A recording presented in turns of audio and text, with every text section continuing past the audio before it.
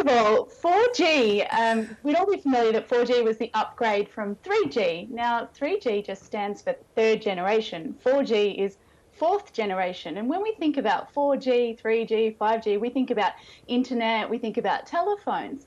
But really, it's just about download speeds of information. So basically, 3G is 20 megabits per second. 4G is actually 100 megabits per second download minimum. Now, interestingly enough, our networks these days are only just starting to reach that, which is what LTE means. So LTE stands for long-term evolution, and that was actually a marketing ploy for 3G moving to 4G. So if you see 4G LTE, just know that LTE is a little bit of a sneaky marketing thing there. But why do we need that on the moon? Well, we need it for exactly the same reasons we need it on Earth. We need it to communicate. We need to be able to send and receive information.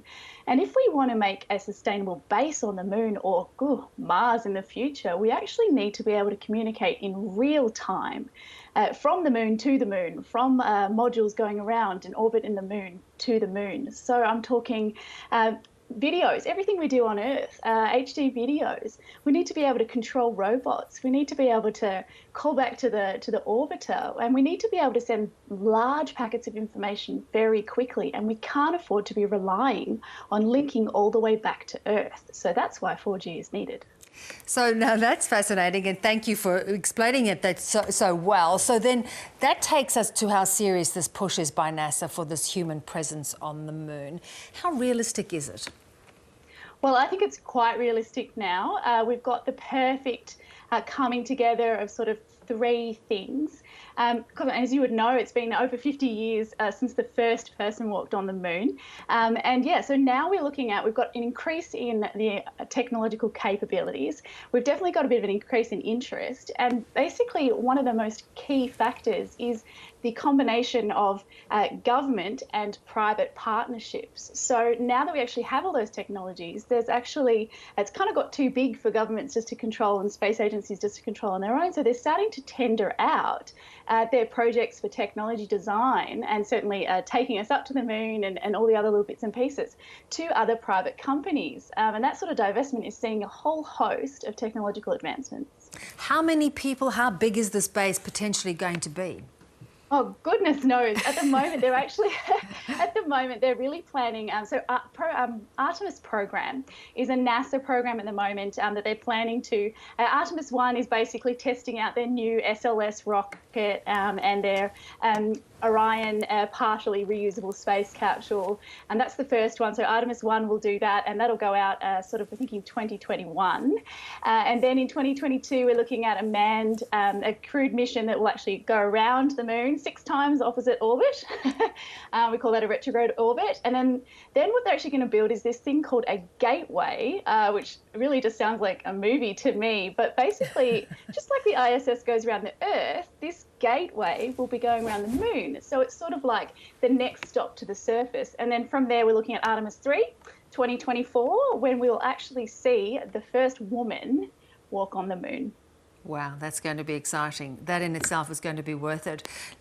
Let's talk about what NASA's up to with the asteroid Bennu. So Bennu is really cool. So actually, part of the thing that's really interesting about the moon is that it's somebody's actually described it as a 4 billion year old museum just quietly collecting information. And it can tell us a lot about the formation of the solar system and in fact, the history of Earth. And asteroids, particular types of asteroids, can actually tell us information from even before this time. So Bennu is this type of asteroid called a carbonaceous chondrite. And what's interesting about these things is they actually have organic carbon in their structure. Now, Bennu is this sort of loose rubble of bouldery kind of asteroid that kind of looks like a diamond, but it spins really fast. And it's a real challenge to get down there and sample some of this seriously valuable carbon material, which can help us understand our origins. And certainly origins of the solar system actually contains some materials from previous solar systems, previous stars, which I think is fascinating. So what's going to happen is this mission called OSIRIS-REx, which has been going around Bennu for almost the last 2 years, is actually going to leave orbit, fire its thrusters, come down, navigate into this little tiny space. We're talking like a couple of car park spaces in the size of a tennis court. Come down, touch the surface for 16 seconds, scoop up material, and then come back to Earth. So we'll be seeing some of that material, hopefully, 2023. Fantastic. Before you go, will there be Netflix on the moon? That's all I want to know.